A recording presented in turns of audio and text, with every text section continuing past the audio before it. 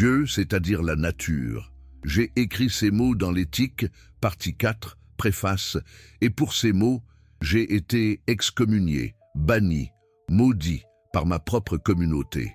Je suis Baruch Spinoza, et aujourd'hui, je veux partager avec vous une vérité qui a coûté ma vie sociale, ma famille, ma sécurité, mais qui m'a donné quelque chose d'infiniment plus précieux, la liberté absolue. Ce que vous appelez l'Esprit Saint, ce que les théologiens nomment la grâce divine, ce que les mystiques décrivent comme l'illumination, ce n'est rien d'autre que la nécessité même de la nature qui arrache de vous les illusions auxquelles vous vous accrochez désespérément. Mais êtes-vous prêt à entendre cette vérité? Êtes-vous capable de supporter ce que je vais vous révéler? Permettez-moi d'être direct. Tout ce qu'on vous a enseigné sur Dieu, sur la liberté, sur votre âme immortelle, c'est une fabrication confortable destinée à vous maintenir dans l'esclavage des passions. Votre Église vous ment, votre rabbi vous trompe, votre imam vous manipule, pas par malveillance nécessairement, mais par ignorance des véritables lois de la nature. Si vous cherchez la vérité philosophique authentique, si vous avez le courage d'abandonner les superstitions rassurantes, alors inscrivez-vous à cette chaîne et activez les notifications. Car ce que je vais vous démontrer au cours des prochaines minutes va détruire les fondations mêmes de ce que vous croyez savoir sur l'existence. Êtes-vous prêts?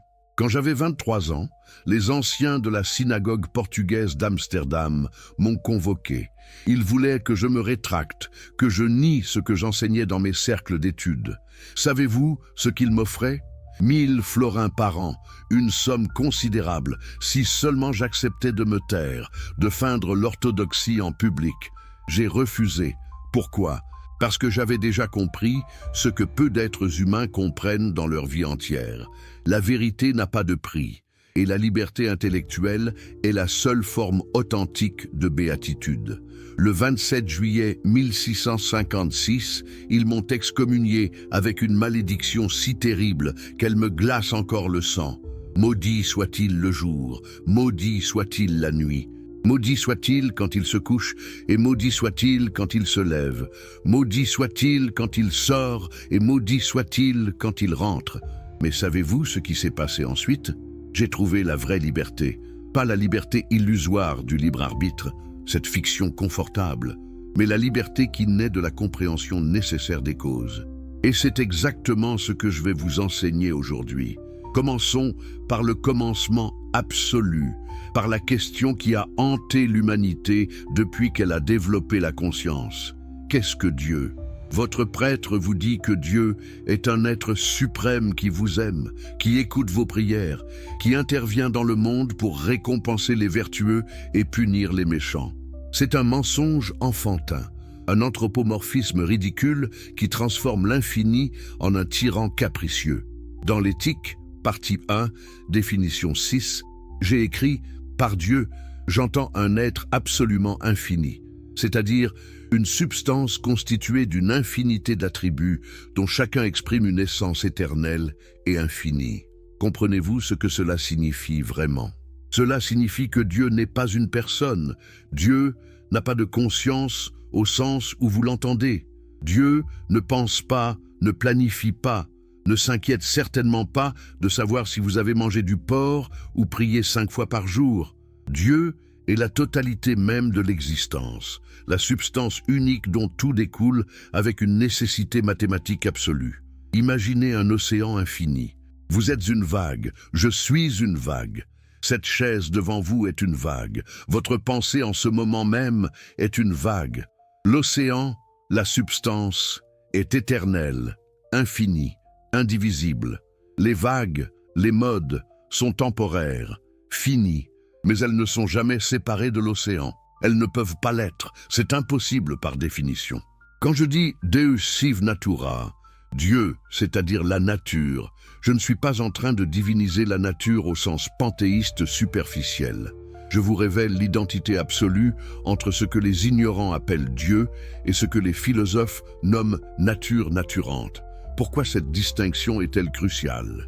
Parce que si Dieu est la nature même, alors il n'y a aucune place pour les miracles, aucune possibilité d'intervention divine, aucune prière qui puisse modifier les lois éternelles de l'existence. Dans le traité théologico-politique, chapitre 6, j'ai démontré que la nature observe un ordre fixe et immuable, et que tout ce qui est raconté dans l'Écriture comme étant arrivé contre les lois de la nature doit nécessairement être compris métaphoriquement. Les théologiens m'ont accusé d'athéisme pour ces affirmations. Mais étais-je vraiment athée? Ou étais-je le seul véritable théiste, celui qui prenait Dieu suffisamment au sérieux pour ne pas le réduire à un magicien cosmique? Réfléchissez à ceci. Si Dieu est réellement tout-puissant, omniscient et parfait, pourquoi aurait-il besoin de modifier ses propres lois? Ne serait-ce pas admettre qu'il s'est trompé initialement? Que sa création était imparfaite? Que son plan nécessitait des corrections?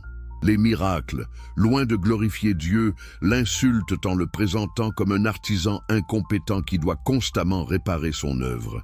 Cette idée scandalisait mes contemporains, mais était-elle vraiment si radicale?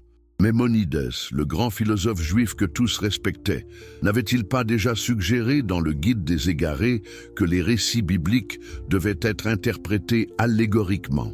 La différence, c'est que Maimonides maintenait encore une distinction entre Dieu et sa création, alors que j'ai eu le courage de franchir le pas final, reconnaître leur identité absolue.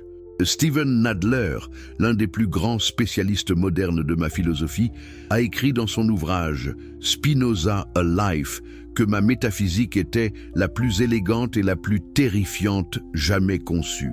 Terrifiante, oui, mais pourquoi ? Parce qu'elle vous arrache toutes vos illusions rassurantes. Il n'y a personne là-haut qui veille sur vous. Il n'y a pas de plan divin pour votre vie. Il n'y a pas de récompense céleste qui vous attend si vous êtes sage. Il n'y a que la nécessité éternelle, la chaîne infinie des causes et des effets qui se déploient avec une logique implacable. Mais, et c'est crucial, cette reconnaissance n'est pas une raison de désespérer. C'est au contraire la clé de la véritable liberté. Comment est-ce possible? Dans l'éthique, partie 2, proposition 49, j'ai démontré qu'il n'y a dans l'esprit aucune volition, c'est-à-dire aucune affirmation et négation, en dehors de celle qu'enveloppe l'idée en tant qu'elle est idée. Laissez-moi traduire cela en langage simple. Vous ne possédez pas de libre arbitre. Cette croyance au libre arbitre est l'illusion la plus destructrice qui puisse exister. Pourquoi?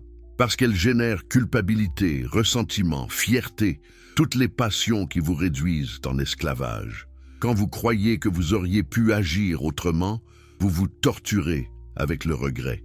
Quand vous croyez que les autres auraient pu agir autrement, vous les haïssez pour leur choix. Quand vous croyez avoir réussi par votre seule volonté, vous développez un orgueil qui vous aveugle. Mais si vous comprenez que tout ce qui arrive ne pouvait pas ne pas arriver, que chaque événement découle nécessairement de causes antérieures qui elles-mêmes découlaient de causes encore antérieures dans une chaîne remontant à l'infini, alors vous êtes libéré. Libéré de quoi exactement? De l'esclavage des affects passifs. C'est ici que ma philosophie devient pratique, transformative. Dans l'éthique, partie 3, j'analyse systématiquement les émotions humaines comme un géomètre analyse des figures. La haine, l'amour, la joie, la tristesse, ce ne sont pas des mystères ineffables, ce sont des mécanismes prévisibles que nous pouvons comprendre et donc maîtriser. Je définis l'affect comme les affections du corps, par lesquelles la puissance d'agir de ce corps est augmentée ou diminuée, aidée ou empêchée, et en même temps les idées de ces affections. Qu'est-ce que cela signifie concrètement? Que chaque émotion que vous ressentez est soit une expansion, soit une contraction de votre puissance d'exister, de votre conatus. Ah, le conatus. Voici peut-être le concept le plus important de toute ma philosophie. Dans l'éthique, partie 3 et proposition 6, j'affirme que chaque chose, autant qu'il est en elle, s'efforce de persévérer dans son être. Le conatus, c'est cet effort fondamental pour continuer à exister, pour maintenir et augmenter sa puissance. Une pierre qui roule cherche à continuer son mouvement. Une plante pousse vers la lumière. Un animal fuit le danger, et un être humain cherche à comprendre, car la compréhension est l'expansion maximale de la puissance humaine. Mais voici le paradoxe. La plupart des humains passent leur vie à diminuer leur propre puissance tout en croyant l'augmenter. Comment est-ce possible? Parce qu'ils vivent dans l'imagination plutôt que dans la raison. Laissez-moi vous expliquer la différence fondamentale. Il y a 3 genres de connaissances dans ma philosophie. Le premier genre, l'imagination, est la connaissance par ouï-dire, par expérience vague, par image confuse. C'est la connaissance du superstitieux qui croit que la pluie vient parce qu'il a prié, du jaloux qui croit que son rival lui a volé son amour, du craintif qui voit des menaces partout. Cette connaissance est nécessairement inadéquate car elle confond les effets avec les causes. Elle projette sur le monde des relations qui n'existent que dans notre esprit. Le deuxième genre, la raison, comprend les propriétés communes des choses et leurs relations nécessaires. C'est la connaissance du mathématicien, du physicien, du philosophe. Elle est adéquate car elle saisit les véritables enchaînements causaux. Mais il y a un troisième genre, encore plus élevé. Dans l'éthique partisane, proposition 25, je le nomme scientia intuitiva, la science intuitive. C'est la connaissance immédiate, non discursive, de l'essence des choses, telle qu'elle découle de la substance divine. C'est voir les modes finis, sub specie aeternitatis, sous l'aspect de l'éternité. Imaginez que vous regardez un arbre. Au premier genre de connaissance, vous voyez un arbre qui pourrait tomber et vous écraser, un arbre utile pour son bois, un arbre beau ou laid selon vos préférences. Au deuxième genre, vous comprenez que cet arbre est un organisme vivant, régi par des lois biologiques, résultat d'une évolution de millions d'années, partie d'un écosystème. Mais au troisième genre, vous intuitivez que cet arbre est une expression nécessaire de la substance infinie, que son existence particulière découle avec une nécessité géométrique de la nature même de Dieu, que sa finitude apparente cache une dimension d'éternité. À ce moment, vous ne voyez plus l'arbre, vous voyez Dieu. Est-ce du mysticisme? Non. C'est la rationalité poussée à son accomplissement le plus radical. Car cette intuition n'est pas une extase émotionnelle, ce n'est pas une fusion irrationnelle avec le cosmos. C'est la compréhension claire et distincte que tout ce qui existe existe nécessairement, que la réalité tout entière forme un système logique parfait dont aucune partie ne pourrait être différente sans contradiction. Gilles Deleuze, dans son livre Spinoza, Philosophie pratique, a magnifiquement montré que ma philosophie n'est pas un système abstrait, mais une éthique du devenir, une pratique concrète de transformation de soi. Vous ne devenez pas spinoziste en mémorisant des propositions géométriques. Vous le devenez en transformant progressivement votre manière d'exister, en passant des affects passifs aux affects actifs, de l'imagination à la raison, de la raison à l'intuition. Mais comment opère cette transformation? Pourquoi est-elle si difficile?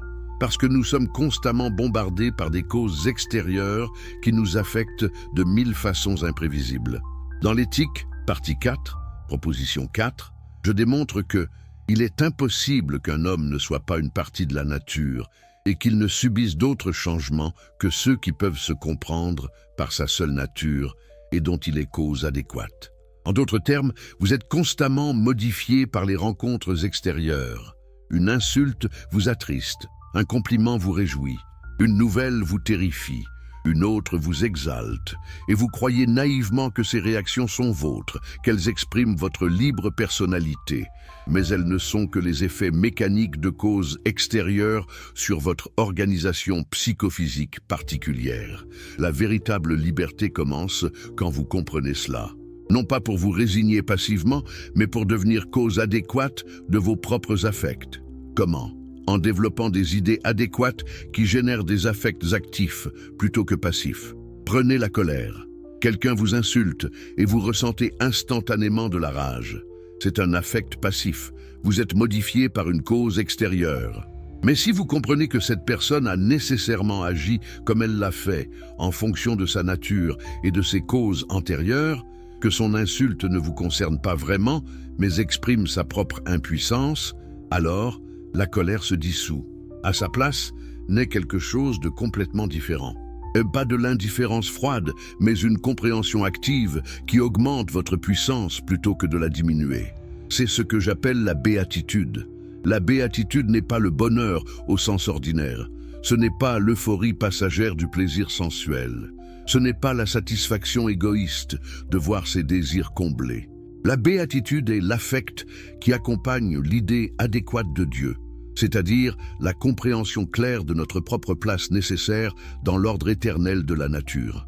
Dans l'éthique, partie 5, proposition 36, je conclus mon œuvre maîtresse avec cette affirmation magnifique. L'amour intellectuel de l'esprit envers Dieu est l'amour même de Dieu par lequel Dieu s'aime lui-même, non en tant qu'il est infini, mais en tant qu'il peut s'expliquer par l'essence de l'esprit humain considéré sous l'aspect de l'éternité. C'est-à-dire que l'amour intellectuel de l'esprit envers Dieu est une partie de l'amour infini par lequel Dieu s'aime lui-même. Laissez cette idée pénétrer lentement votre conscience. Vous n'êtes pas en train d'aimer un Dieu extérieur à vous. Vous êtes le mode par lequel Dieu s'aime lui-même. Votre conscience, votre compréhension, votre joie dans la vérité, ce sont des expressions de l'autoconnaissance divine. Quand vous comprenez une vérité mathématique, quand vous saisissez une loi naturelle, quand vous intuitivez l'essence d'une chose, c'est Dieu qui se connaît à travers vous. Il n'y a pas de séparation. Il n'y a jamais eu de séparation. L'illusion de la séparation, l'ego qui se croit autonome, l'âme qui se croit immortelle indépendamment du corps, l'esprit qui se croit libre de choisir. Cette illusion est la source de toute souffrance humaine. Et c'est précisément cette illusion que l'Esprit Saint, si vous voulez utiliser ce terme, doit arracher de vous. Non pas avec douceur, mais avec la violence nécessaire de la vérité. Car vous vous accrochez à vos illusions avec une ténacité désespérée. Pourquoi ? Parce qu'elles vous protègent de la terreur du néant, de l'angoisse de l'insignifiance, du vertige de la contingence.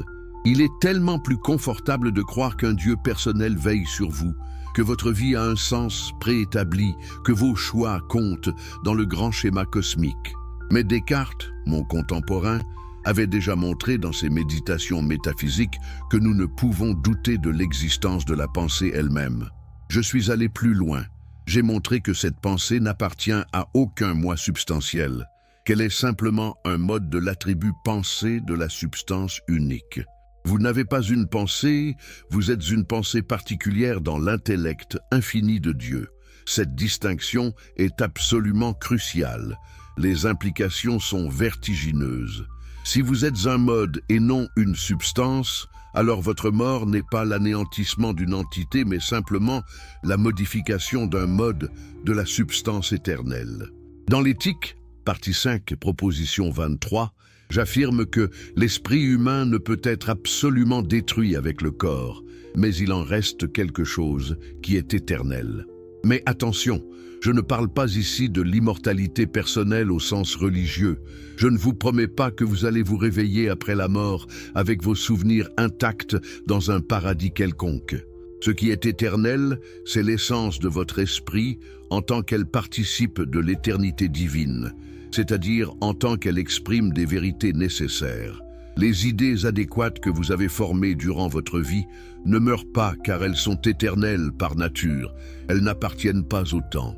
Comprenez-vous maintenant pourquoi la philosophie n'est pas un luxe académique, mais une question de vie ou de mort? Pourquoi j'ai consacré chaque minute de mon existence courte? J'ai vécu seulement 44 ans à perfectionner cette doctrine, parce que c'est littéralement la différence entre l'esclavage et la liberté, entre la mort et la vie éternelle. Pas la vie éternelle fantastique des religions, mais la vie éternelle réelle, la participation consciente à l'éternité de la substance divine. Plus vous développez des idées adéquates, plus vous êtes éternel. Plus vous restez dans l'imagination confuse, plus vous êtes transitoire. Votre corps mourra de toute façon, c'est une loi nécessaire de la nature. Mais votre esprit peut accéder à une dimension qui transcende le temps. Comment ? Par la compréhension. Jonathan Israel, dans son monumental Radical Enlightenment, a démontré que ma philosophie a été le véritable moteur intellectuel des Lumières radicales, même si j'étais officiellement banni et condamné. Pourquoi? Parce que j'offrais quelque chose que personne d'autre n'osait offrir. Une fondation philosophique complète pour l'athéisme pratique, sans tomber dans le nihilisme. On peut rejeter tous les dogmes religieux, toutes les superstitions, toutes les autorités cléricales, et néanmoins vivre une vie riche de sens, guidée par la raison, culminant dans la béatitude. On n'a pas besoin de la peur de l'enfer pour être éthique. On n'a pas besoin de la promesse du paradis pour chercher la vérité. La vérité elle-même est la récompense. La compréhension elle-même est la béatitude. Mais ne vous méprenez pas sur ce que j'entends par éthique. Je ne propose pas une morale au sens conventionnel. Je ne vous dis pas tu dois faire ceci ou tu ne dois pas faire cela, parce qu'un commandement divin l'exige. Dans l'éthique, partie 4, préface, je rejette explicitement cette approche. J'entends par bien ce que nous savons avec certitude être un moyen de nous rapprocher de plus en plus du modèle de la nature humaine que nous nous proposons. Par mal, au contraire, ce que nous savons avec certitude nous empêcher de reproduire ce modèle. Le bien n'est pas prescrit par une autorité externe. Le bien est simplement ce qui augmente notre puissance d'agir, notre conatus. Le mal est ce qui la diminue. C'est une éthique naturaliste radicale basée non sur l'obéissance, mais sur la compréhension. Voici un exemple concret. Est-il mal de mentir ? La morale conventionnelle dira oui parce que Dieu l'a commandé ou parce que c'est contraire à un impératif catégorique kantien. Moi je dis, cela dépend. Si mentir diminue votre puissance d'agir, par exemple en créant de l'anxiété, en détruisant la confiance, en vous obligeant à maintenir une fiction épuisante, alors oui, c'est un mal pour vous, mais pas parce qu'un Dieu vous punira, simplement parce que vous vous nuisez à vous-même. Inversement, si dire la vérité brutalement détruit une relation qui augmentait votre puissance, alors cette vertu devient un vice. Vous voyez ? L'éthique spinoziste n'est pas un code moral rigide, mais une science de l'optimisation de la puissance existentielle. Elle exige plus d'intelligence que la morale conventionnelle, pas moins. C'est pourquoi dans l'éthique, partie 4, proposition 24, j'affirme que agir absolument par vertu n'est rien d'autre en nous qu'agir, vivre, conserver son être sous la conduite de la raison, et cela d'après le principe de chercher ce qui nous est utile. La vertu n'est pas le sacrifice de soi. La vertu n'est pas l'altruisme au sens chrétien. La vertu est l'expression optimale de votre conatus, la maximisation rationnelle de votre puissance d'exister. Mais, et c'est crucial, parce que nous sommes des êtres sociaux par nature, parce que nous avons besoin des autres pour survivre et prospérer, l'égoïsme rationnel spinoziste implique nécessairement la coopération, la justice, la générosité. Non par obligation morale, mais par calcul rationnel de l'utilité réelle. Hobbes, dans son Léviathan, avait déjà montré que l'état de nature était un état de guerre de tous contre tous et que seul un contrat social imposé par un souverain absolu pouvait garantir la paix. Je suis d'accord avec son diagnostic, mais pas avec sa solution. Car le souverain hobbesien maintient l'ordre par la peur, peur de la punition, peur de la mort violente. Mais la peur est une passion triste, un affect passif qui diminue notre puissance. Une société fondée sur la peur est une société d'esclaves. Dans mon traité théologico-politique, j'ai proposé une alternative radicale. Une société fondée sur la liberté de penser et d'exprimer, où chacun est libre de philosopher pourvu qu'il obéisse aux lois civiles.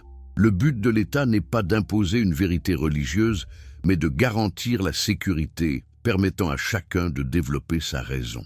Cette idée était si scandaleuse au XVIIe siècle qu'elle l'est encore aujourd'hui dans de nombreux pays. Pourquoi ? Parce qu'elle menace directement tous les pouvoirs établis, politiques et religieux. Car si la liberté de penser est garantie, si chacun peut questionner les dogmes sans craindre pour sa vie, alors l'autorité des prêtres s'effondre comme un château de cartes, et avec elle, tout le système de contrôle social qui repose sur l'ignorance et la superstition. Mais est-ce vraiment si dangereux de permettre aux gens de penser librement? Les théologiens affirment que oui, que sans la peur de Dieu, la société sombrera dans le chaos moral. Leibniz, mon contemporain qui était beaucoup plus prudent que moi dans ses publications, m'a critiqué en privé pour avoir rendu public des vérités qui devraient rester l'apanage d'une élite philosophique. Il craignait que les masses, incapables de comprendre les subtilités métaphysiques, tombent dans l'athéisme vulgaire et l'immoralisme. Avait-il raison? Non, car cette attitude aristocratique est elle-même une forme de superstition. Elle présuppose que les gens ordinaires sont incapables de raison, qu'ils ont besoin d'être manipulés par des nobles mensonges pour leur propre bien. Mais dans l'éthique, partie 4, proposition 35, je démontre que, dans la mesure où les hommes vivent sous la conduite de la raison, ils s'accordent nécessairement toujours en nature. La raison n'est pas un privilège de classe. Elle est la caractéristique définissante de l'être humain en tant que tel. Un paysan qui comprend véritablement les causes de ses affects est plus libre qu'un roi qui reste esclave de ses passions. La philosophie n'est pas un ornement culturel pour aristocrates oisifs. C'est un outil de libération universelle.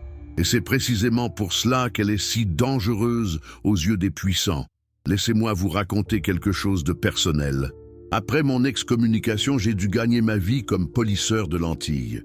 Mes anciens amis me suppliaient d'accepter une chaire universitaire. J'avais reçu des offres de Heidelberg et d'autres institutions prestigieuses. Savez-vous pourquoi j'ai refusé? Parce que ces positions venaient avec des conditions. Ne pas enseigner de doctrine contraire à la religion établie. Ne pas troubler l'ordre social. En d'autres termes, elles exigeaient que je trahisse la vérité pour la sécurité matérielle.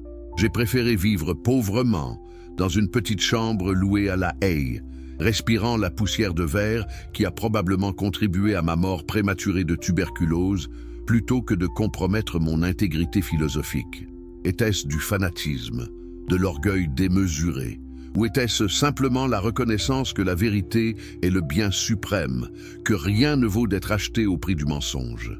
Voyez-vous, la plupart des gens croient qu'ils valorisent la vérité. Ils disent qu'ils veulent savoir comment les choses sont réellement.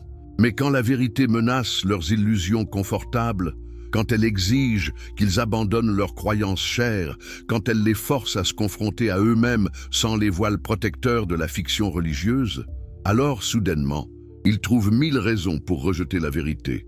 C'est trop abstrait, trop froid, trop désespérant. Ils préfèrent le mensonge chaleureux à la vérité glaciale. Mais est-ce vraiment un choix rationnel?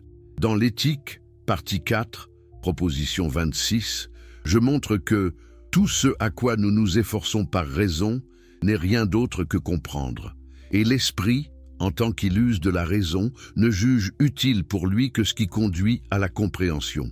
La compréhension n'est pas un luxe optionnel. C'est notre bien propre, ce pourquoi notre nature nous destine. Mais alors, comment expliquer que tant de gens résistent si férocement à la compréhension?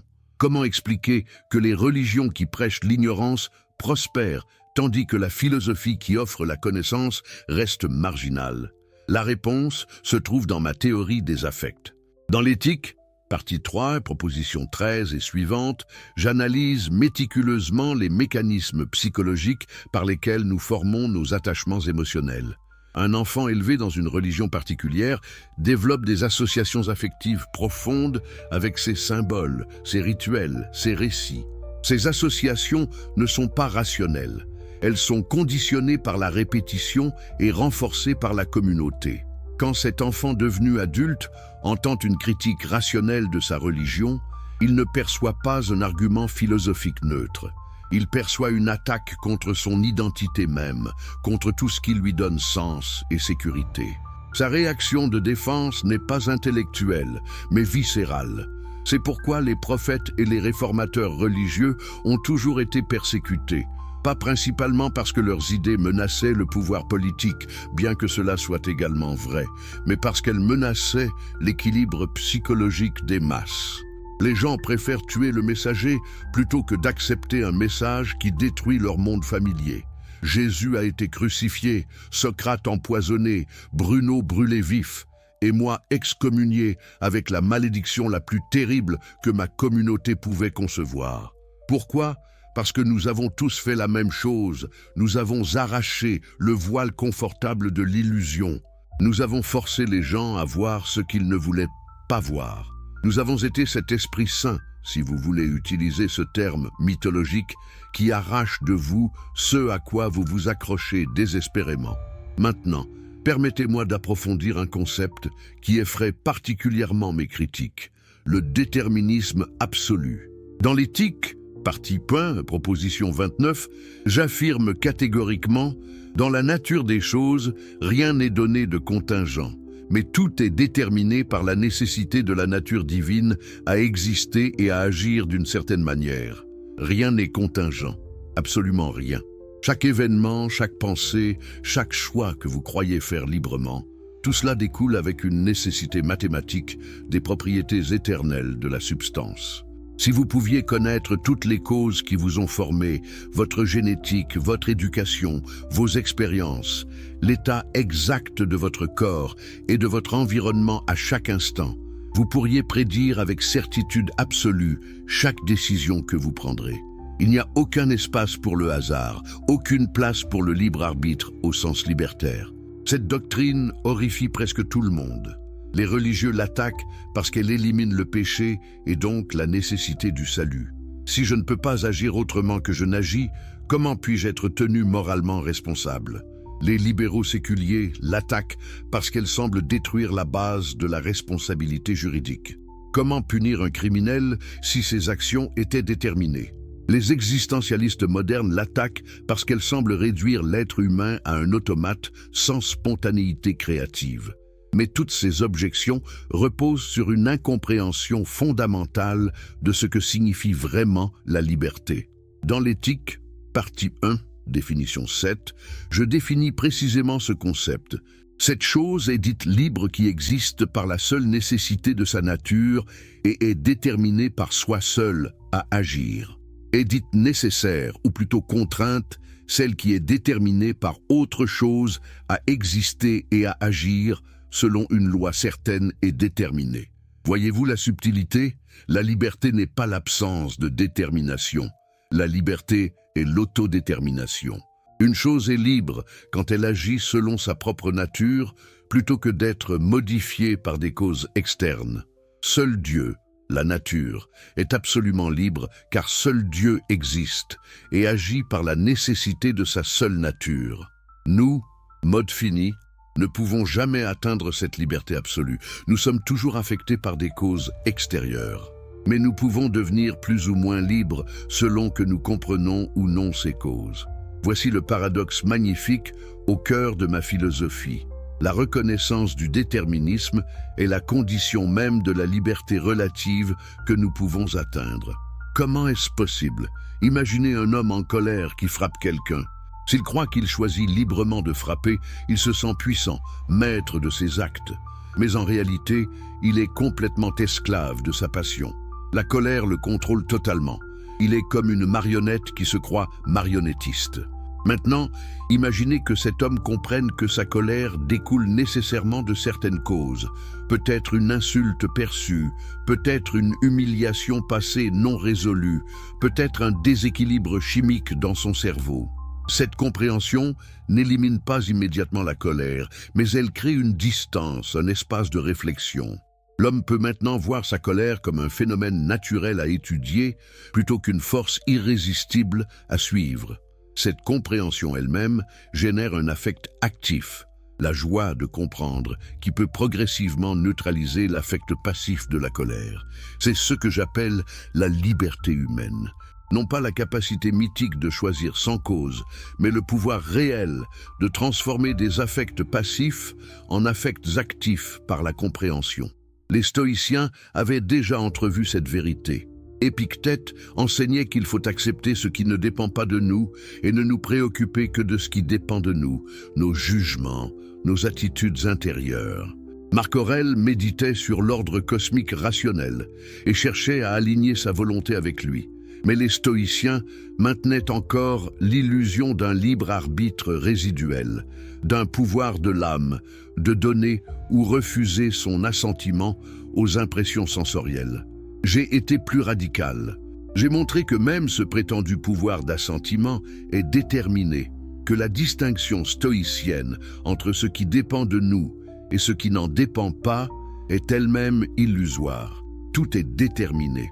Mais cette reconnaissance totale du déterminisme, loin de mener au fatalisme, ouvre la voie à une forme supérieure d'action éthique. Pourquoi? Parce qu'elle élimine le ressentiment. Le ressentiment, cette passion destructrice qui ronge tant d'existences humaines, naît toujours de la croyance au libre arbitre. Vous ressentez que votre père aurait pu vous aimer davantage, que votre partenaire aurait dû être plus fidèle, que votre patron aurait pu être plus juste. Tous ces « aurait pu »,« aurait dû » présupposent que les gens auraient pu agir autrement qu'ils n'ont agi. Mais si vous comprenez vraiment que votre père était déterminé par sa propre histoire traumatique à être distant, que votre partenaire était déterminé par ses insécurités à chercher la validation ailleurs, que votre patron était déterminé par les pressions du système capitaliste à maximiser le profit, alors le ressentiment perd son objet. Vous ne justifiez pas leurs actions, vous ne les approuvez pas, mais vous cessez de vous torturer avec l'idée qu'ils auraient pu être différents. Cette libération du ressentiment est déjà en elle-même une transformation immense. Mais il y a plus. Dans l'éthique, partie 5, proposition 10, je démontre que, aussi longtemps que nous ne sommes pas en proie à des affects qui sont contraires à notre nature, aussi longtemps la puissance de l'esprit par laquelle il comprend les choses n'est pas empêchée, et il a donc la possibilité de former des idées claires et distinctes et de déduire les unes des autres. La compréhension génère plus de compréhension. C'est un processus auto-amplificateur. Plus vous comprenez les causes de vos affects, plus vous développez des affects actifs. Plus vous développez des affects actifs, plus votre puissance de comprendre augmente. C'est une spirale ascendante qui peut potentiellement culminer dans ce que j'appelle dans l'éthique, partie 5, proposition 42, la béatitude. Cet état où l'esprit est presque entièrement actif, où il comprend tout subspecie aeternitatis, où il ne fait plus qu'un avec l'intellect infini de Dieu. Mais attention, et c'est absolument crucial, cette béatitude n'est pas un état mystique d'extase émotionnelle. Ce n'est pas une fusion irrationnelle avec le cosmos. Ce n'est pas l'oubli de soi dans une unité indifférenciée. Au contraire, c'est l'état de la plus haute individualité, de la plus grande conscience de soi. Car plus vous comprenez les lois universelles qui vous déterminent, plus vous exprimez votre essence singulière. Il n'y a aucune contradiction ici. Votre essence singulière n'est rien d'autre qu'une certaine proportion, un certain rapport de mouvement et de repos, une certaine complexité organisée, et cette organisation elle-même découle nécessairement des lois universelles de la nature. Vous êtes le plus vous-même quand vous êtes le plus conscient de votre participation nécessaire à l'ordre éternel. C'est un paradoxe que peu de gens comprennent. Les religions orientales, le bouddhisme, le Vedanta hindou, enseignent également une forme de dissolution du moi, d'anatta ou d'atman. Mais leur approche est différente de la mienne. Elle tend vers l'extinction des désirs, le détachement des attachements mondains, la réalisation que le moi est une illusion à transcender. Il y a une sagesse dans cette approche et j'ai beaucoup de respect pour elle. Mais ma voie est différente. Je ne cherche pas à éteindre le conatus, l'effort pour persévérer dans l'être. Je cherche à le purifier, à le rendre pleinement conscient de lui-même. Je ne veux pas moins de désir, je veux un désir plus rationnel, plus puissant, dirigé vers son objet véritable, qui est la compréhension elle-même. Le sage spinoziste n'est pas celui qui ne désire plus rien. C'est celui qui désire comprendre par-dessus tout, et qui trouve dans cette compréhension une joie qui surpasse infiniment tous les plaisirs sensoriels. Antonio Damasio, le neuroscientifique moderne, a écrit un livre fascinant intitulé « Looking for Spinoza », où il explore les connexions entre ma philosophie des émotions et les découvertes contemporaines en neurosciences. Il montre que les affects que je décrivais géométriquement au XVIIe siècle correspondent à des processus neurologiques mesurables. L'affect passif de la tristesse corrèle avec une diminution de l'activité dans certaines régions du cerveau préfrontal. L'affect actif de la joie dans la compréhension corrèle avec une activation accrue de réseaux associés au raisonnement et à la conscience de soi. En d'autres termes, la neuroscience moderne confirme ce que j'avais déduit par pure analyse conceptuelle. Il n'y a aucun dualisme entre l'esprit et le corps. Les états mentaux et les états physiques sont une seule et même chose, vus sous deux attributs différents. C'est là un autre aspect scandaleux de ma philosophie, le rejet total du dualisme cartésien. Descartes, pour qui j'avais par ailleurs beaucoup d'admiration en raison de son courage méthodologique, avait maintenu une distinction stricte entre la res cogitans, la chose pensante, et la res extensa, la chose étendue, entre l'âme et le corps. Cette distinction permettait de préserver l'immortalité de l'âme et donc de rester dans les limites de l'orthodoxie religieuse.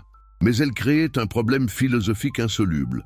Comment deux substances radicalement hétérogènes peuvent-elles interagir? Comment ma volonté immatérielle peut-elle mouvoir mon bras matériel? Descartes a proposé la glande pinéale comme point de contact, mais c'était évidemment une solution ad hoc désespérée. Dans l'éthique, partie 2, proposition 7, j'ai coupé le nœud gordien.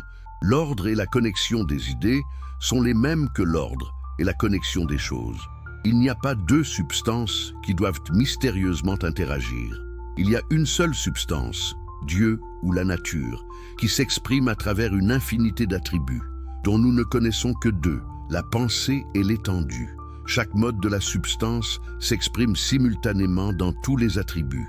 Ce que vous appelez votre corps est l'expression sous l'attribut étendu de la même chose qui s'exprime comme votre esprit sous l'attribut pensée. Ils ne sont pas deux entités séparées qui interagissent causalement. Ils sont deux aspects, deux perspectives sur une seule et même réalité. Quand votre main bouge, ce n'est pas parce que votre volonté immatérielle la pousse. C'est parce qu'il y a un mode unique de la substance qui s'exprime simultanément comme le mouvement physique de la main œtée, comme l'idée du mouvement de la main. Il n'y a qu'une seule chaîne causale, pas deux. Cette solution résout élégamment tous les problèmes du dualisme, mais elle a des implications radicales.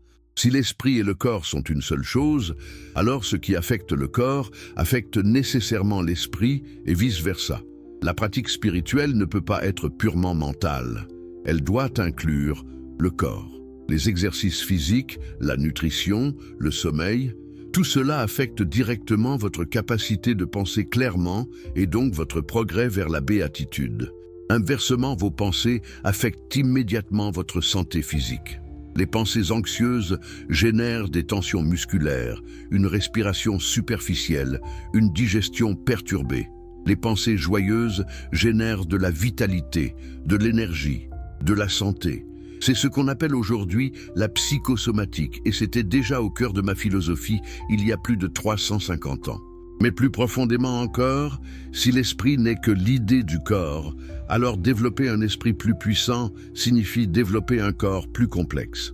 Dans l'éthique, partie 2, proposition 13, Scholli, j'affirme que l'objet de l'idée constituant l'esprit humain est le corps, c'est-à-dire un certain mode de l'étendue existant en acte et rien d'autre. Votre esprit est littéralement l'autoconnaissance de votre corps. Plus votre corps est complexe dans son organisation, plus l'esprit qui en est l'idée sera riche et puissant.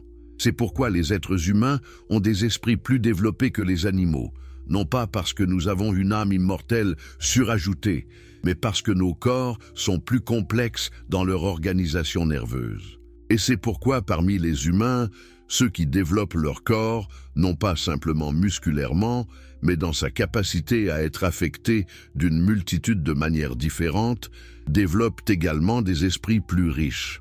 Voyez-vous où cela mène? La philosophie spinoziste n'est pas une retraite dans l'abstraction, c'est un programme de transformation holistique. Vous ne pouvez pas devenir sage en restant assis à méditer sur des concepts abstraits. Vous devez vivre d'une certaine manière, cultiver certaines pratiques, exposer votre corps à des expériences qui augmentent sa complexité organisationnelle. Vous devez lire des livres qui challengent votre pensée, rencontrer des personnes qui vous stimulent intellectuellement, vous engager dans des activités qui demandent coordination et attention. Chaque nouvelle capacité que votre corps acquiert, apprendre un instrument de musique, maîtriser un art martial, parler une nouvelle langue, n'est pas simplement une compétence pratique. C'est une expansion de votre être même, une augmentation de votre puissance existentielle. Et maintenant, laissez-moi aborder quelque chose que mes contemporains trouvaient particulièrement scandaleux, ma conception de la religion. Dans le traité théologico-politique, chapitre 14, j'ai osé affirmer que les paroles de Dieu sont contenues dans toute la nature et non pas seulement dans les livres sacrés. La Bible n'est pas la parole révélée d'un Dieu transcendant. C'est un document historique produit par des êtres humains particuliers dans des circonstances historiques particulières, reflétant leur compréhension limitée de la réalité. Moïse n'a pas reçu les 10 commandements d'un Dieu personnel sur le mont Sinaï. Il a articulé des règles sociales nécessaires pour maintenir la cohésion d'un peuple en formation. Jésus n'était pas le Fils unique de Dieu au sens littéral. Il était un enseignant moral remarquable qui comprenait intuitivement certaines vérités sur l'amour et la compassion. Les prophètes n'ont pas eu de vision surnaturelle. Ils avaient des imaginations particulièrement vives qui leur permettaient de saisir allégoriquement des vérités morales. Cela ne diminue pas la valeur de ces figures. Au contraire, cela les humanise, les rend accessibles comme modèles. Si Moïse était simplement un homme ordinaire qui a atteint une sagesse extraordinaire par effort rationnel, alors vous aussi pouvez aspirer à cette sagesse. Si Jésus était un être humain qui a développé une capacité exceptionnelle d'amour actif, alors vous aussi pouvez cultiver cette capacité. Mais si vous maintenez qu'ils étaient des êtres surnaturels avec des pouvoirs divins spéciaux, alors ils deviennent inaccessibles et leur enseignement devient une obligation externe plutôt qu'une possibilité interne. C'est précisément ce que les institutions religieuses veulent, vous maintenir dans une position d'infériorité dépendant de leur médiation pour accéder au divin. Mais je vous dis, il n'y a aucune médiation nécessaire. Vous pouvez accéder directement à Dieu, c'est-à-dire à la nature, par votre propre compréhension rationnelle. Les implications politiques de cette position sont explosives. Si l'autorité religieuse n'a aucune légitimité épistémique spéciale, si les prêtres ne sont pas des intermédiaires nécessaires entre Dieu et l'humanité, alors sur quoi repose leur pouvoir? Sur rien d'autre que la manipulation de l'ignorance et de la peur des masses. Dans le traité théologico-politique, chapitre 1, j'ai analysé avec précision les mécanismes psychologiques par lesquels la superstition se propage. Les hommes ne sont tenus dans le devoir que par la crainte. Et ceux qui, dans leur malheur, savent gouverner leur âme d'une façon ou d'une autre sont très rares. Les institutions religieuses exploitent cette faiblesse humaine. Elles enseignent que vous êtes pécheurs par nature, que vous méritez le châtiment éternel, mais que, heureusement, elles peuvent vous offrir le salut, à condition que vous obéissiez à leurs commandements, que vous leur donniez votre argent, que vous ne questionniez jamais leur autorité. C'est du racket spirituel. Maintenant, cela ne signifie pas que toute religion soit intrinsèquement mauvaise. Dans l'éthique, partie 4, appendice, chapitre 15, je distingue entre la vraie religion et la superstition. La vraie religion, que j'appelle aussi la vraie piété, consiste simplement en la justice et la charité. Elle n'exige aucun dogme métaphysique particulier, aucun rituel spécifique, aucune croyance en des miracles. Elle demande seulement que vous traitiez les autres avec justice et bonté. Cette religion universelle est accessible à tous, philosophes et illettrés alike. Mais les religions historiques ont toujours surchargé cette simple vérité avec des couches de dogmes inutiles, de rituels arbitraires, de tabous absurdes. Pourquoi ? Parce que la complexité rituelle et dogmatique maintient le pouvoir du clergé. Si la religion se réduisait à soi juste et charitable, tout le monde pourrait la pratiquer sans intermédiaire. Mais si elle exige que vous compreniez la transsubstantiation, que vous distinguiez les 613 commandements de la Torah, que vous mémorisiez les 5 piliers de l'islam, alors vous avez besoin d'experts pour vous guider. Pierre Bayle, le philosophe et journaliste qui m'admirait secrètement tout en me critiquant publiquement pour sa propre sécurité, a écrit dans son dictionnaire historique et critique que ma philosophie était la plus monstrueuse hypothèse qui se puisse imaginer, la plus absurde, et la plus diamétralement opposée aux notions les plus évidentes de notre esprit. Pourquoi cette hostilité violente? Parce qu'il comprenait parfaitement les implications de ma pensée. Si j'avais raison, alors tout l'édifice de la civilisation chrétienne reposait sur un mensonge. Dieu n'était pas le créateur transcendant qui jugera les vivants et les morts. Le Christ n'était pas le rédempteur divin dont le sacrifice rachète nos péchés. L'Église n'était pas la gardienne des clés du paradis. Tout cela n'était qu'une construction humaine, une fiction élaborée pour donner sens à l'existence et contrôler le comportement social. Bayle ne pouvait pas l'accepter, même s'il soupçonnait que c'était vrai. Mais voici ce que Bayle et mes autres critiques ne comprenaient pas. Éliminer les illusions religieuses n'élimine pas le sens. Au contraire, cela ouvre la voie à un sens plus profond, plus authentique, car le sens religieux traditionnel est toujours extrinsèque. Il dépend d'un Dieu externe qui vous assigne un rôle dans son plan cosmique. Si ce Dieu n'existe pas, ce sens s'effondre et vous tombez dans le nihilisme. Mais le sens spinoziste est intrinsèque, il émerge de votre propre nature en tant qu'être rationnel. Votre vie a du sens dans la mesure où vous actualisez votre essence, où vous devenez ce que vous êtes potentiellement, où vous passez de la puissance à l'acte. Ce sens ne peut jamais vous être arraché car il ne dépend d'aucune réalité extérieure. Il est inscrit dans la structure même de votre être. Dans l'éthique, partie 3, proposition 9 Choly, j'introduis le concept crucial de conatus. Cet effort, quand il se rapporte à l'esprit seul, s'appelle volonté, mais quand il se rapporte à la fois à l'esprit et au corps, il s'appelle appétit. Le conatus n'est pas un désir parmi d'autres. C'est l'essence actuelle de chaque chose, son effort fondamental pour persévérer dans l'être. Une pierre qui roule persévère dans son mouvement. Une plante pousse vers la lumière. Un animal cherche la nourriture et fuit le danger. Un humain cherche à comprendre. C'est cette hiérarchie que mes critiques matérialistes modernes ne saisissent pas. Ils réduisent le conatus humain au même mécanisme que le conatus animal. Survie, reproduction, plaisir sensoriel. Mais c'est une erreur profonde. Le conatus humain inclut ses dimensions biologiques, certes, mais il les transcende vers quelque chose de spécifiquement humain. Le désir de comprendre, le désir de former des idées adéquates, le désir de se connaître soi-même et de connaître Dieu. C'est pourquoi la vie philosophique n'est pas une option parmi d'autres. Ce n'est pas un choix de carrière ou un hobby intellectuel. C'est l'actualisation de ce qui définit essentiellement l'être humain. Un humain qui ne philosophe pas, qui ne cherche pas à comprendre, qui reste content dans l'imagination confuse. Ce n'est pas vraiment un humain au sens plein. C'est un humain diminué, mutilé, empêché de réaliser son essence propre. Je sais que cela sonne élitiste. Je sais que mes contemporains m'accusaient d'aristocratisme intellectuel. Mais est-ce vraiment élitiste de dire qu'un oiseau qui ne vole jamais rate sa nature d'oiseau? Qu'un poisson qui ne nage jamais rate sa nature de poisson? De même, un humain qui ne pense jamais rate sa nature humaine.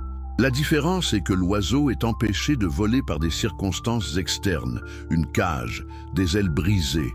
Mais l'humain qui ne pense pas est empêché par quelque chose de pire, par sa propre peur de la vérité.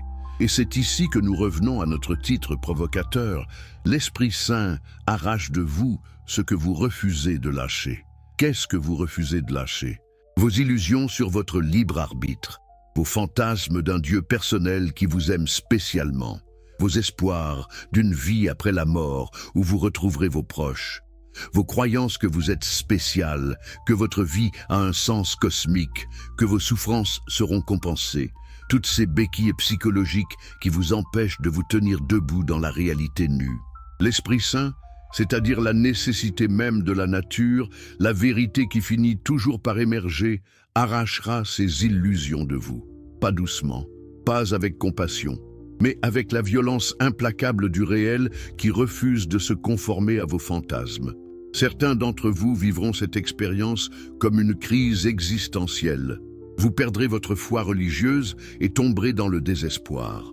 Vous réaliserez que vous n'êtes pas aussi libre que vous le pensiez et vous sentirez votre identité se fragmenter. Vous comprendrez que la mort est vraiment la fin et vous serez paralysé par l'angoisse. C'est le passage difficile, la nuit noire de l'âme avant l'aube. Beaucoup s'arrêtent là, dans ce nihilisme toxique. Ils ont perdu leurs illusions, mais n'ont pas encore trouvé la vérité qui les remplace. Ils sont suspendus dans un vide terrifiant. Friedrich Nietzsche, le philosophe allemand qui me lira 2 siècles après ma mort, décrira magnifiquement cet état dans son concept de nihilisme. Il comprendra que la mort de Dieu laisse un vide que peu sont capables de remplir de manière créative. Mais voici le secret que Nietzsche comprendra également. Ce vide n'est pas une fin, c'est un commencement. Une fois que toutes vos illusions ont été arrachées, une fois que vous vous tenez nu devant la réalité sans aucune protection fictive, alors, et seulement alors, vous pouvez commencer à construire quelque chose d'authentique. Non pas une nouvelle illusion pour remplacer les anciennes, mais une vie basée sur la compréhension réelle de ce qui est.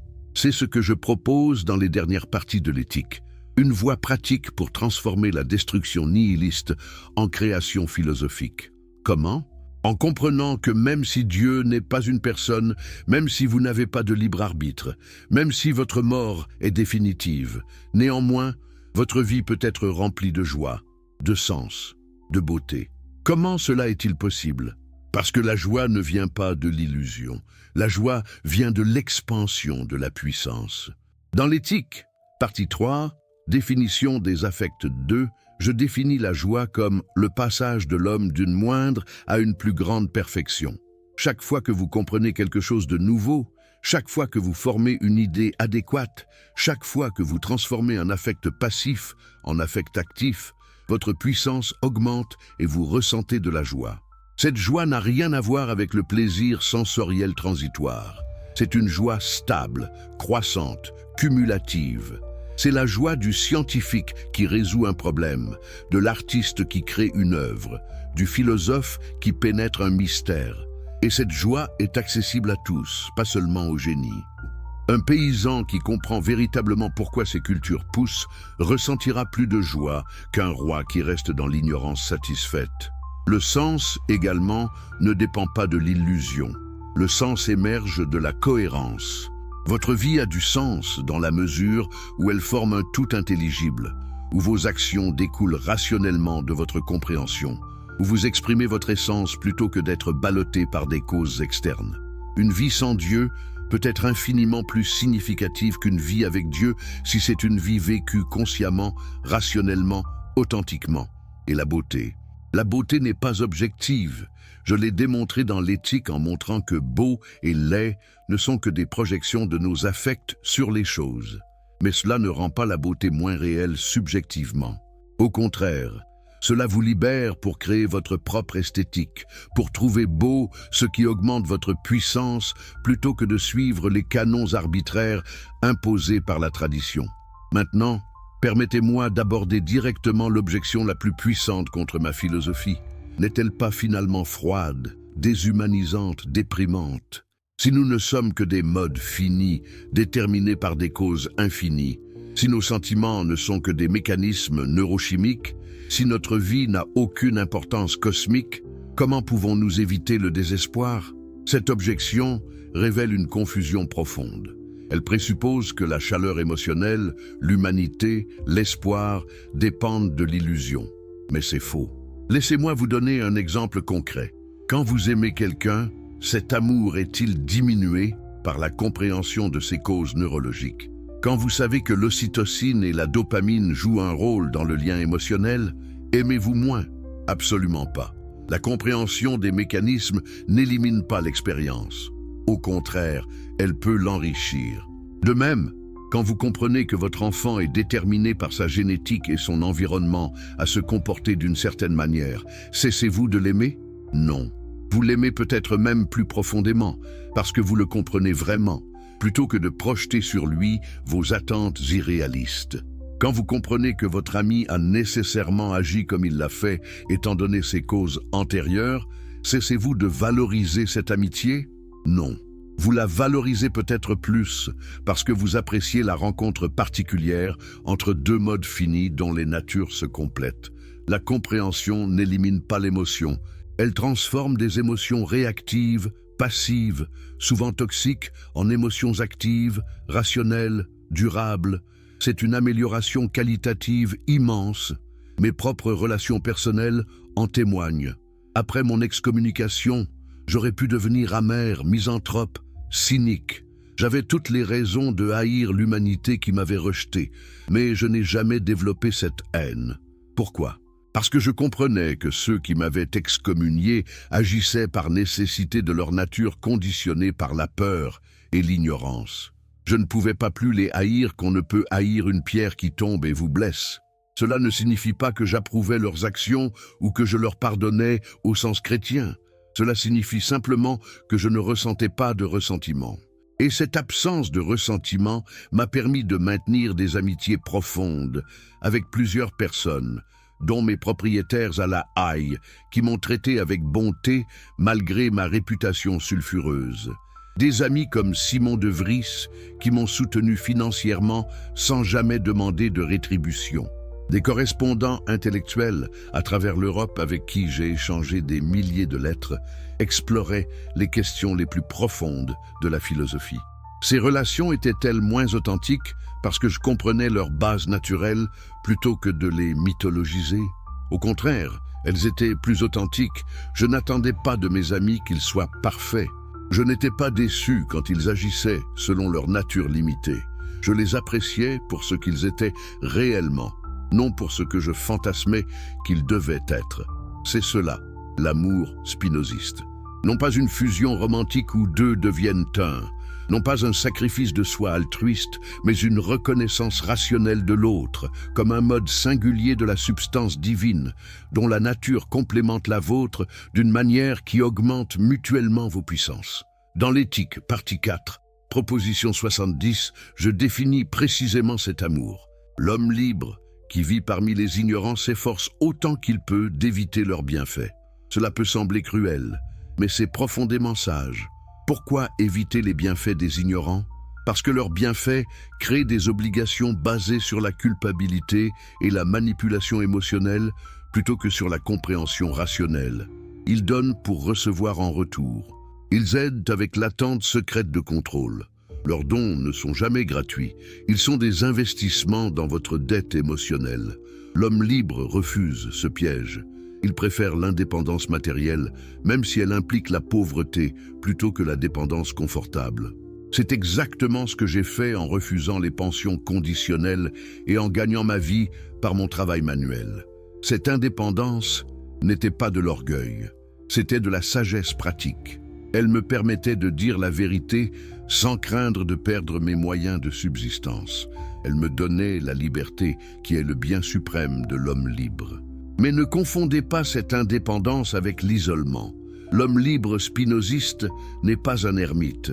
Au contraire, dans l'éthique, partie 4, proposition 35, corollaire 1, j'affirme catégoriquement, il n'y a rien de plus utile à l'homme qu'un homme.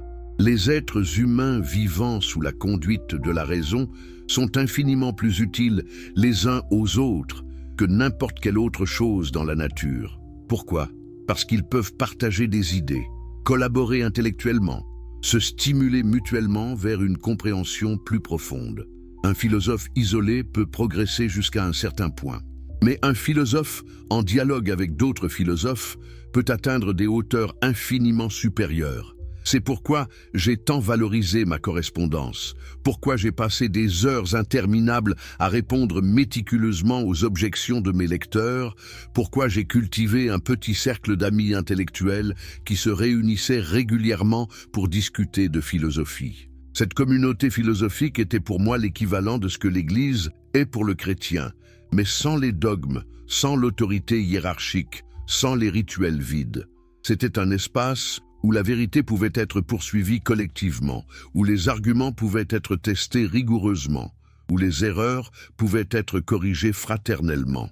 Et remarquablement, ce petit cercle incluait des gens de religions différentes, des chrétiens, des juifs, même des musulmans occasionnellement. Cela aurait été impensable dans un contexte religieux traditionnel. Mais dans un contexte philosophique spinoziste, c'était naturel, car la raison n'a pas de religion, la vérité n'appartient à aucune tradition particulière. Elle est universellement accessible à quiconque développe son intellect. Voici maintenant quelque chose qui choquera beaucoup d'entre vous. Je crois que ma philosophie est profondément compatible avec les découvertes de la physique quantique moderne, même si je ne pouvais évidemment pas les prévoir au XVIIe siècle. Comment? Considérer le principe de non-séparabilité en physique quantique. Deux particules qui ont interagi restent corrélées, même à des distances arbitrairement grandes, de sorte que mesurer l'une affecte instantanément l'autre. C'est ce qu'Einstein appelait dédaigneusement une action fantôme à distance. Mais du point de vue spinoziste, ce phénomène est parfaitement compréhensible. Ces deux particules ne sont pas réellement séparées. Elles sont des modes d'une substance unique. L'apparence de séparation est une illusion créée par notre perspective limitée sous l'attribut étendu.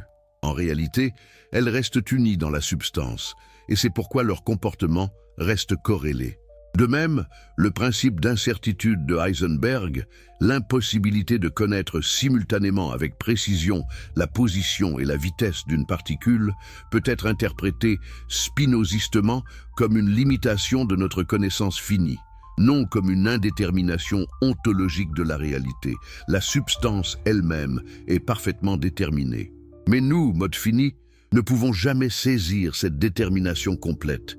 Nous voyons toujours la réalité à travers le prisme de nos attributs limités, de nos instruments mesures limitées, de notre intellect fini. Le nuage de probabilité de la fonction d'onde n'est pas une propriété de la particule elle-même, mais de notre relation épistémique à elle. Cette interprétation résout élégamment le prétendu problème de la mesure en physique quantique. Il n'y a pas de mystérieux effondrement de la fonction d'onde, causé par la conscience de l'observateur. Il y a simplement une transition de notre ignorance des détails microscopiques à notre connaissance d'un résultat macroscopique. Bien sûr, ces spéculations sont audacieuses et peut-être présomptueuses de ma part. Les physiciens quantiques professionnels riront peut-être de voir un philosophe du XVIIe siècle essayer d'interpréter leur science ultra sophistiquée. Mais mon point n'est pas de contribuer techniquement à la physique. Mon point est de montrer que le cadre métaphysique spinoziste, monisme de la substance, dualité des attributs, déterminisme absolu, connaissance finie, peut accommoder les découvertes scientifiques les plus avancées sans contradiction. Ma philosophie n'est pas une relique historique intéressante, mais ultimement obsolète. C'est un système vivant qui peut dialoguer productivement avec les découvertes scientifiques les plus avancées sans contradiction. Ma philosophie n'est pas une relique historique intéressante, mais ultimement obsolète. C'est un système vivant qui peut dialoguer productivement avec la science contemporaine, l'enrichir philosophiquement et être enrichi en retour par ses découvertes empiriques. Cette capacité d'évolution et d'adaptation est elle-même spinoziste, car dans l'éthique partie 2, proposition 40, Scholli 2, je distingue entre les notions communes, ces idées qui sont vraiment adéquates, car elles saisissent ce qui est commun à toutes les choses, et les idées inadéquates qui ne capturent que des particularités accidentelles. Les lois fondamentales de la nature sont des notions communes. Elles étaient vraies au XVIIe siècle, elles sont vraies aujourd'hui, elles seront vraies dans 10 000 ans. La loi de conservation de l'énergie, par exemple, n'est qu'une expression moderne du principe métaphysique que j'avais déjà formulé. Rien ne peut être créé ou détruit dans la substance infinie, tout ne fait que se transformer d'un mode à un autre. Les détails empiriques changent, notre compréhension technique s'affine, mais les vérités fondamentales demeurent éternelles. C'est pourquoi étudier ma philosophie aujourd'hui n'est pas un exercice d'histoire intellectuelle nostalgique.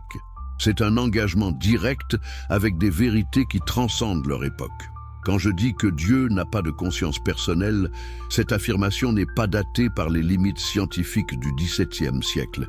Elle reste vraie aujourd'hui, malgré, ou plutôt à cause de, toutes les découvertes en neurosciences, en cosmologie, en biologie évolutive. Chaque nouvelle découverte scientifique confirme ce que j'avais déduit par pure analyse conceptuelle. L'univers fonctionne selon des lois nécessaires, impersonnelles, mathématiquement exprimables. Il n'y a aucune place pour l'intervention miraculeuse d'une volonté divine capricieuse. C'est cette cohérence entre ma métaphysique a priori et la science empirique a posteriori qui devrait vous convaincre que je n'ai pas simplement inventé un système ingénieux, mais que j'ai véritablement découvert la structure fondamentale de la réalité. Maintenant, permettez-moi d'aborder un aspect de ma philosophie que même mes admirateurs trouvent souvent déconcertant. Ma théorie de l'immortalité. Dans l'éthique, partie 5, proposition 23, j'affirme que l'esprit humain ne peut pas être absolument détruit avec le corps, qu'il en reste quelque chose qui est éternel. Cette affirmation semble contredire tout ce que j'ai dit sur le rejet de l'immortalité personnelle au sens religieux. Comment réconcilier ces positions ? En comprenant précisément ce que j'entends par éternel. L'éternité n'est pas la durée infinie. Ce n'est pas une continuation temporelle sans fin. L'éternité est hors du temps. C'est l'existence nécessaire qui ne dépend d'aucune cause temporelle. Quand j'écris dans l'éthique, partie 1, définition 8, par éternité, j'entends l'existence elle-même en tant qu'on la conçoit suivre nécessairement de la seule définition d'une chose éternelle. Je ne parle pas d'une vie après la mort. Je parle d'une dimension de votre être présent qui participe déjà de l'éternité divine. Concrètement, qu'est-ce que cela signifie ? Cela signifie que dans la mesure où votre esprit forme des idées adéquates, des vérités nécessaires qui découlent de la nature éternelle de Dieu, ces idées sont elles-mêmes éternelles. Elles ne sont pas créées dans le temps et ne seront pas détruites dans le temps. Elles existent éternellement dans l'intellect infini de Dieu. Quand vous comprenez que 2 plus 2 égale 4, vous ne créez pas cette vérité. Elle existait avant vous et continuera après vous. Ce que vous faites, c'est participer consciemment à cette vérité éternelle. Et dans cette participation, vous êtes éternel, pas votre personnalité contingente avec ses souvenirs accidentels et ses préférences arbitraires. Mais votre essence, en tant qu'intellect comprenant, cette essence est éternelle. Après votre mort physique, toutes les idées inadéquates qui dépendaient de votre corps particulier disparaîtront. Mais les idées adéquates que vous avez formées resteront éternellement vraies dans la substance infinie. Est-ce une consolation satisfaisante face à la peur de la mort? Pour la plupart des gens, probablement pas. Ils veulent survivre en tant que personne, pas en tant qu'essence abstraite. Ils veulent retrouver leurs proches dans un au-delà personnel, pas dissoudre dans l'éternité impersonnelle de la substance. Je comprends ce désir, je l'ai ressenti moi-même, mais comprendre un désir n'exige pas de le satisfaire avec des mensonges réconfortants. La vérité est que vous, en tant que personne particulière avec votre histoire unique, mourrez définitivement. Cette personnalité contingente est un mode transitoire de la substance. Elle apparaît, persiste un temps, puis disparaît comme une vague dans l'océan. Mais dans la mesure où vous avez compris des vérités éternelles durant votre vie, vous avez participé à quelque chose qui transcende cette transition. C'est la seule immortalité réelle disponible, et elle est infiniment plus précieuse que l'immortalité fantasmée des religions. Pourquoi est-elle plus précieuse? Parce qu'elle est accessible maintenant, pas seulement après la mort. Vous n'avez pas à attendre de mourir pour accéder à l'éternité. Chaque fois que vous comprenez une vérité nécessaire, vous expérimentez l'éternité ici et maintenant. C'est ce que je veux dire dans l'éthique, partie 5, proposition 31, Scholli. Nous sentons et nous expérimentons que nous sommes éternels. Ce n'est pas une croyance théologique abstraite. C'est une expérience concrète disponible à quiconque forme des idées adéquates. Quand un mathématicien résout un problème difficile, quand un physicien comprend une loi naturelle, quand un philosophe pénètre un mystère métaphysique, à ces moments, ils ne pensent pas au passé ou au futur. Ils sont totalement présents dans l'acte de compréhension lui-même, et cet acte est éternel. Le temps s'arrête. La mort perd son pouvoir terrifiant. On se sent participant de quelque chose d'infiniment plus vaste que soi-même. C'est cela, la béatitude dont je parle constamment. Ce n'est pas un état extatique mystique réservé aux saints. C'est l'expérience quotidienne de quiconque vit, selon la raison et forme des idées adéquates. Certes, peu de gens atteignent ce niveau de compréhension de manière stable et durable.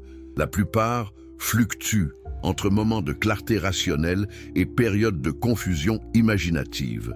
Mais même ces moments partiels de béatitude sont précieux. Ils vous montrent ce qui est possible, ils vous donnent un avant-goût de la liberté authentique, et ils vous motivent à continuer le travail philosophique malgré sa difficulté. Car oui, devenir spinoziste au sens plein exige un travail immense. Ce n'est pas une conversion instantanée, c'est une transformation progressive qui peut prendre toute une vie. Dans l'éthique, partie 5, proposition 42, Scholli, je conclus mon œuvre avec cette phrase célèbre. Toutes les choses excellentes sont aussi difficiles que rares. La voie que je propose n'est pas facile. Elle exige que vous abandonniez toutes les béquilles psychologiques sur lesquelles l'humanité s'appuie depuis des millénaires. Elle demande un courage intellectuel que peu possèdent. Elle nécessite une honnêteté radicale avec soi-même que la plupart trouvent insupportable. Mais pour ceux qui ont ce courage, pour ceux qui acceptent cette difficulté, la récompense est incomparable. La liberté authentique, la joie stable, la compréhension claire de votre place dans l'ordre éternel de la nature. C'est pour cela que j'ai vécu et que je suis mort. C'est le message que je vous transmets aujourd'hui à travers les siècles. Mais ne vous méprenez pas sur ce que j'entends par difficulté. Je ne parle pas de mortification ascétique, de discipline monastique, de renoncement au plaisir du monde. Les religions traditionnelles prêchent ces pratiques parce qu'elles croient que le corps est l'ennemi de l'âme, que les désirs sont intrinsèquement pécheurs, que le salut exige la suppression de la nature humaine. Quelle absurdité! Dans l'éthique partie 4, proposition 45, Scholli, je rejette explicitement cette attitude. Une vie humaine se définit non par la circulation du sang et par les autres fonctions communes à tous les animaux, mais surtout par la raison, vraie vertu et vie de l'esprit. La vie bonne n'exige pas que vous réprimiez vos désirs naturels. Elle exige que vous les compreniez et les dirigiez rationnellement vers des objets qui augmentent réellement votre puissance. Prenez la sexualité par exemple. Les religions abrahamiques sont obsédées par le contrôle de la sexualité. Elles l'entourent de tabous innombrables, de règles arbitraires, de culpabilité pathologique. Pourquoi ? Parce qu'elles reconnaissent intuitivement que le désir sexuel est une force puissante qui menace leur contrôle sur les fidèles. Si les gens satisfont librement leur désir sexuel, ils deviennent moins dépendants des institutions religieuses pour le sens et la régulation morale. Donc la religion doit dompter la sexualité, la canaliser dans des formes approuvées, mariage hétérosexuel monogame, procréation exclusive, etc. Ma position est radicalement différente. Le désir sexuel en lui-même n'est ni bon ni mauvais. C'est une expression du conatus, de l'effort pour persévérer dans l'être. Ce qui compte, c'est comment ce désir affecte votre puissance globale d'agir. Si une relation sexuelle particulière augmente votre puissance, en créant de l'intimité, en générant de la joie, en permettant une connexion profonde avec un autre être, alors elle est bonne pour vous. Si au contraire, elle diminue votre puissance, en créant de l'anxiété, en générant de la jalousie, en vous emprisonnant dans une dépendance toxique, alors elle est mauvaise pour vous. Remarquez que ces critères sont complètement naturalistes et individualistes. Ils ne dépendent d'aucun commandement divin. Ils ne présupposent aucune norme universelle sur la forme correcte de la sexualité. Deux personnes différentes peuvent légitimement conclure qu'elles ont besoin de pratiques sexuelles très différentes pour maximiser leur puissance respective. Ce qui libère l'un peut enchaîner l'autre. C'est pourquoi toute morale sexuelle universelle est nécessairement oppressive. Elle ignore les variations individuelles dans la constitution psychophysique. Cette approche s'applique à tous les domaines de la vie. Nourriture. Mangez ce qui augmente votre vitalité, évitez ce qui vous rend léthargique. Travail. Faites ce qui actualise vos capacités. Fuyez ce qui vous aliène. Relations. Cultivez celles qui stimulent votre croissance, quittez celles qui vous diminuent. Il n'y a aucune règle universelle au-delà de ce principe fondamental. Augmentez votre puissance d'agir. Mais comment savez-vous ce qui augmente réellement votre puissance versus ce qui semble l'augmenter mais ne fait que satisfaire une passion momentanée? C'est là qu'intervient la distinction entre plaisir et joie. Dans l'éthique, partie 3, proposition 11, Scholli, j'analyse cette différence cruciale. Le plaisir, titillatio, n'affecte qu'une partie du corps ou de l'esprit, alors que la joie, Laetitia, augmente la puissance de l'organisme entier. Un exemple, l'alcool peut procurer du plaisir momentané, détente, euphorie, désinhibition. Mais ce plaisir est localisé dans certaines parties du système nerveux et s'accompagne d'une diminution globale de la puissance. Coordination réduite, jugement altéré, gueule de bois le lendemain. Ce n'est pas de la joie, mais du plaisir, accompagné de tristesse ailleurs. Inversement, résoudre un problème philosophique difficile ne procure peut-être pas de plaisir sensoriel intense, mais génère une joie profonde qui augmente votre puissance globale. Votre confiance intellectuelle s'accroît, votre capacité de comprendre d'autres problèmes s'améliore. Votre sentiment d'accomplissement nourrit votre conatus. Donc même si cela exige un effort considérable, même si c'est souvent frustrant, c'est ultimement plus satisfaisant que les plaisirs passifs. Vous voyez maintenant pourquoi je dis que ma philosophie exige du travail mais pas de l'ascétisme. L'ascète rejette les plaisirs par principe, par obéissance à un commandement externe. Le spinoziste évalue rationnellement chaque plaisir pour déterminer s'il contribue à ou diminue sa puissance globale. Parfois la réponse sera oui, profitez-en pleinement. Parfois la réponse sera non, évitez-le stratégiquement. Et parfois la réponse sera nuancée. Jouissez-en modérément. Il n'y a aucune formule universelle.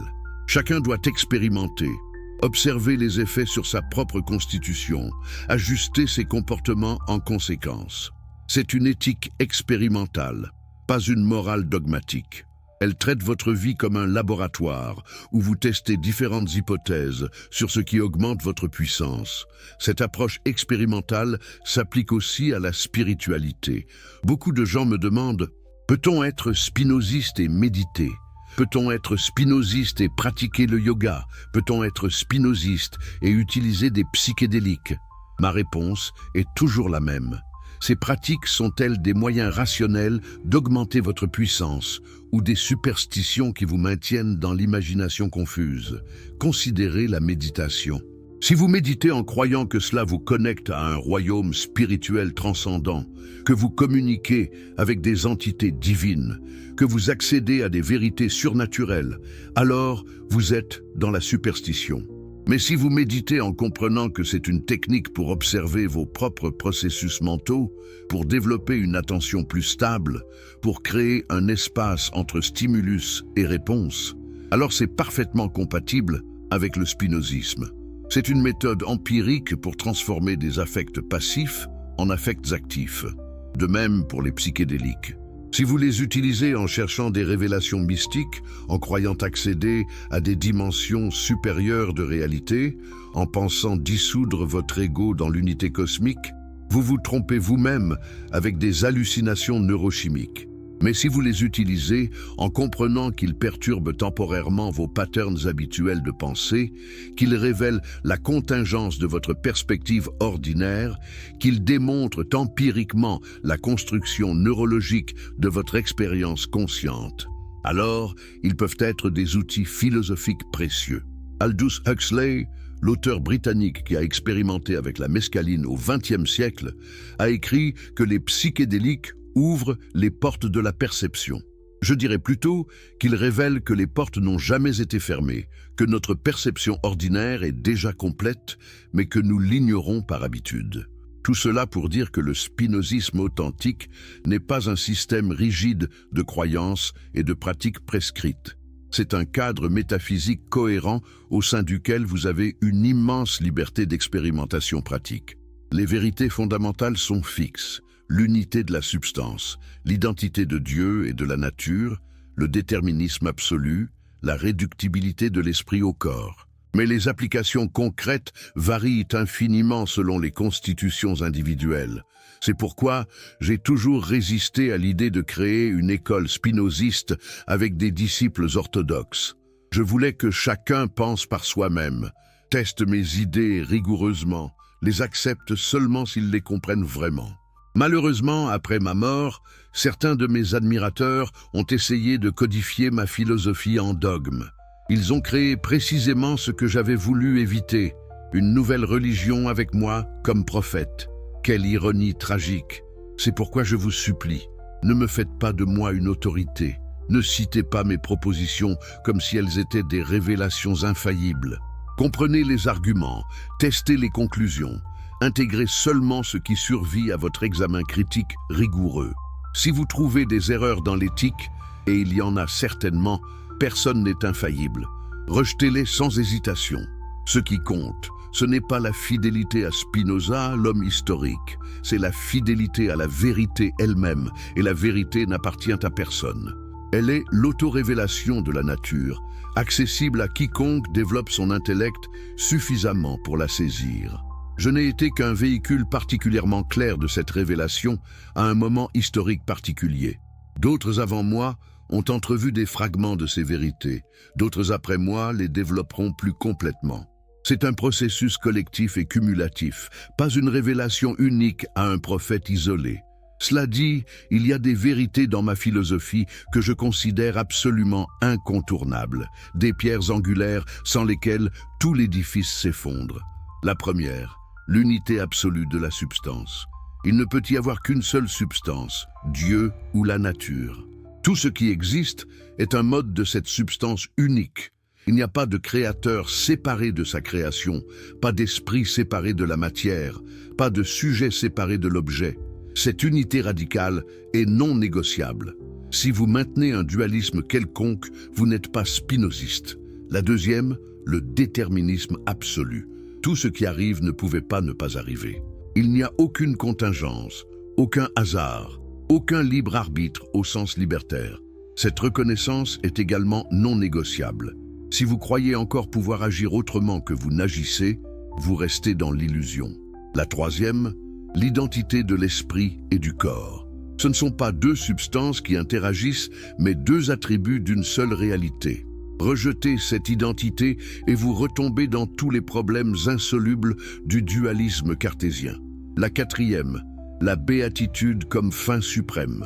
Le but de la vie humaine n'est pas le plaisir hédoniste, ni la vertu morale au sens déontologique, ni l'utilité sociale. C'est la béatitude, cette joie stable qui accompagne la compréhension adéquate de Dieu. Tout le reste est secondaire. Et la cinquième, l'accessibilité universelle de la raison. Tout être humain, indépendamment de sa classe, de sa religion, de son éducation, possède la capacité potentielle de comprendre la vérité. Cette capacité peut être développée ou négligée, mais elle est présente dans chaque esprit humain par nature. Ces 5 principes forment le cœur non négociable du spinozisme. Tout le reste, mes propositions spécifiques sur les émotions, mes analyses politiques, mes critiques bibliques, peut être révisé à la lumière de nouvelles découvertes et de meilleurs arguments. Mais ces 5 vérités fondamentales doivent rester intactes. Elles forment un système logiquement cohérent où chacune implique les autres. Rejetez-en une et toutes les autres deviennent incohérentes. Acceptez-les toutes et vous avez le fondement d'une vie philosophique transformée. C'est aussi simple et aussi difficile que cela. Simple parce que les principes sont clairs et rationnellement défendables. Difficile parce qu'ils exigent que vous abandonniez pratiquement tout ce en quoi vous croyiez avant de me rencontrer. Et c'est ici que nous revenons à notre thème central. L'Esprit Saint qui arrache de vous ce que vous refusez de lâcher. Vous comprenez maintenant ce que cela signifie? L'Esprit Saint n'est pas une entité surnaturelle. C'est la vérité elle-même, la nécessité de la nature, la logique implacable de la réalité. Vous pouvez vous accrocher à vos illusions aussi longtemps que vous le souhaitez. Vous pouvez construire des systèmes théologiques élaborés pour défendre votre croyance en un Dieu personnel. Vous pouvez inventer des arguments sophistiqués pour maintenir l'illusion du libre arbitre. Vous pouvez vous convaincre que votre âme survivra à votre mort physique. Mais la réalité ne se soucie pas de vos préférences. Elle continue selon ses lois éternelles, indifférente à vos fantasmes. Et tôt ou tard, elle vous forcera à la confronter. Peut-être sur votre lit de mort, quand aucune prière ne peut plus nier l'évidence de votre finitude. Peut-être dans un moment de crise existentielle, quand toutes vos certitudes confortables s'effondrent. Peut-être graduellement, alors que vous accumulez des expériences qui contredisent vos croyances jusqu'à ce que la dissonance cognitive devienne insupportable. D'une manière ou d'une autre, la vérité vous rattrapera. Et à ce moment, vous aurez un choix. Vous pouvez continuer à résister, vous enfonçant plus profondément dans le déni, devenant de plus en plus amer et confus. Ou vous pouvez lâcher prise, vous pouvez permettre à l'Esprit Saint, la vérité, d'arracher ces illusions de vous. Cela fera mal. Cela vous laissera nu et vulnérable. Mais c'est seulement après cette mort symbolique que la renaissance philosophique devient possible. J'ai vécu cette mort moi-même. Quand j'ai été excommunié à 23 ans, j'ai perdu tout ce qui donnait structure à mon existence. Ma communauté, ma famille, mon identité religieuse, mes perspectives professionnelles. Pendant des mois, j'ai erré dans un vide terrifiant. Qui étais-je sans ma tradition juive? Quel sens avait ma vie sans la promesse messianique? Comment pouvais-je supporter l'idée que mon père, mort quelques années auparavant, était simplement anéanti plutôt que attendant notre réunion dans l'au-delà? Ces questions me torturaient. J'ai sérieusement envisagé le suicide. Pourquoi continuer si tout était vide de sens? Mais alors, progressivement, j'ai commencé à voir les choses différemment. L'absence de sens imposée extérieurement n'était pas une malédiction, c'était une libération. Je pouvais créer mon propre sens basé sur la compréhension rationnelle plutôt que l'obéissance aveugle. La disparition de mon père n'était pas un anéantissement, mais une transformation. Ces atomes constituent maintenant d'autres formes. Son influence sur moi persiste dans ma structure psychologique. Les idées qu'il a partagées avec moi restent vraies indépendamment de son existence physique. D'une certaine manière profonde, il vit encore. Non pas comme une âme désincarnée au ciel, mais comme un pattern d'information qui continue à affecter causalement le monde. Cette compréhension n'a pas éliminé ma tristesse, mais l'a transformée d'une douleur toxique qui me paralysait en une mélancolie douce qui me motivait à honorer sa mémoire en vivant bien. C'est ce que je veux dire par transformer un affect passif en affect actif. Vous ne pouvez pas empêcher la tristesse de la perte. Mais vous pouvez comprendre ses causes, et cette compréhension change fondamentalement votre relation à elle. Tout cela pour dire, le chemin spinoziste n'est pas abstrait et académique. C'est profondément personnel et existentiel. Chaque proposition géométrique de l'éthique a été gagnée à travers ma propre lutte pour donner sens à l'existence sans les béquilles de la religion. Quand j'écris sur la béatitude, je ne spécule pas théoriquement. Je décris un état que j'ai moi-même atteint par moments. Quand j'analyse les mécanismes des passions, je documente des processus que j'ai observés méticuleusement en moi-même. Quand j'affirme que la compréhension génère la liberté, je témoigne d'une vérité que j'ai expérimentée directement. L'éthique n'est pas un traité philosophique détaché. C'est un manuel de transformation basé sur une auto-expérimentation rigoureuse. C'est pourquoi elle résonne encore aujourd'hui avec ceux qui ont le courage de la lire attentivement. Mais je dois être honnête avec vous sur une chose. Très peu de gens atteignent la béatitude stable que je décris dans la partie ci de l'éthique. Moi-même, je ne l'ai atteinte que par intermittence, dans des moments privilégiés de compréhension profonde. La plupart du temps, même moi, j'étais affecté par des passions ordinaires, l'irritation quand mes lentilles se brisaient après des heures de polissage minutieux, l'inquiétude face à ma santé déclinante, la solitude occasionnelle de mon existence isolée. Je n'étais pas un sage stoïque imperméable aux affects. J'étais un être humain normal qui avait simplement développé des outils philosophiques pour gérer ses affects plus rationnellement que la plupart. Et ces outils fonctionnaient. Pas parfaitement, pas constamment, mais suffisamment pour que ma vie soit infiniment plus riche et plus libre que celle de mes contemporains emprisonnés dans la superstition. C'est ce niveau d'attente réaliste que je veux établir. Ne vous attendez pas à une transformation miraculeuse où vous devenez soudainement un sage, parfait, imperméable à toute passion. Attendez-vous plutôt à une amélioration graduelle où vous développez progressivement la capacité de voir vos affects avec clarté, de comprendre leurs causes, et donc de les moduler rationnellement. Certains jours, vous réussirez magnifiquement. D'autres jours, vous échouerez lamentablement. Mais sur le long terme, la trajectoire sera ascendante. Vous accumulerez des idées adéquates. Votre puissance augmentera. Vos moments de béatitude deviendront plus fréquents et plus durables. Et éventuellement, si vous persévérez toute votre vie, vous pourrez peut-être atteindre cet état que je décris dans l'Éthique, partie 5, proposition 42. La béatitude n'est pas la récompense de la vertu, mais la vertu elle-même.